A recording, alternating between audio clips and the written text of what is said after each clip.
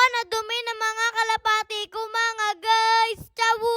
Kaninang umaga nga bago ako pumasok ng school, binisita ko nga muna yung kapatid nung inakay kong namatay. Ang ganda nga ng bungad sa akin ng kalapati kong baka ako nasiputi. Talaga naman siya naman agad ang lumapit sa akin. Pinakanda ko na nga muna sila bago pakainin ni papa. Nilagyan nga namin ang sariling batukaan ng kalapati kong mainakay. Ito nga yung paraan namin noon nung nakatutok pa ako sa pag-aalaga ng kalapati. Para laging busog ang kak at hen kong kalapati. At kung gutumin man ng kanilang inakay, may susubo sila. At nagulat nga dito si papa, pati nga palang inakay kong kalapati ay tumutuka na. Na ibinigay ng patukan ni papa. At nung pinakita nga ni papa sa akin ang video na to, ang nasa isip ko nga kagad ay mabubuhay na ang inakay na kalapati na to. At pag-uwi ko nga galing school kanina, kakahinto nga lang pala ng ulan dito sa amin. Kaya inangat na lahat ang mga nakatabing na takapal sa loob ko. At ito na nga ang oras para linisin ang loob ko na to. At tinanggal ko na nga pala muna ang lumang painuman ng kalapati ko dyan. Sinabay kong ilabas ang inakay kong kalapati. Baka makapagsimula na akong kayurin.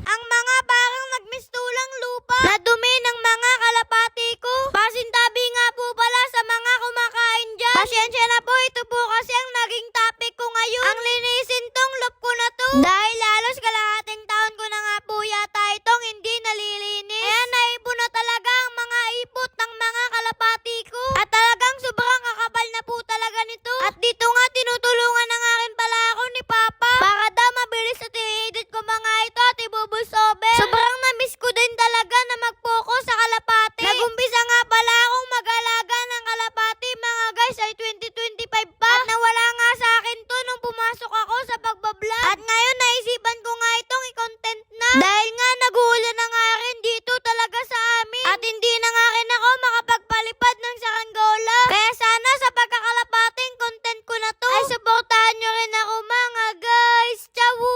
At sa oras nga na to, tapos na nga pala kami sa pagbabawas ng lupa sa loob ko. At bukas na nga pala ang final cleaning ng loob na to. Dahil nga sabi ko nga sa inyo mag-i-edit at mag-voice over pa nga ako. At sa oras nga na to, ipapakainin ko na nga pala ang mga alaga kong kalapati. Dahil 4 PM na nga pala ng hapon dyan. Kaya sana i-advise nyo po ako sa mga nag-aalaga ng mga kalapati dyan. Para may apply ko rin po sa mga alaga kong kalapati. Dahil tulad po sa pagsasaranggola, ganun din po ako sa pagkakalapati. Hindi pa rin po ako maalam mag-alaga nito. Kaya inaasahan ko po ang mga comment nyo sa video ko na to.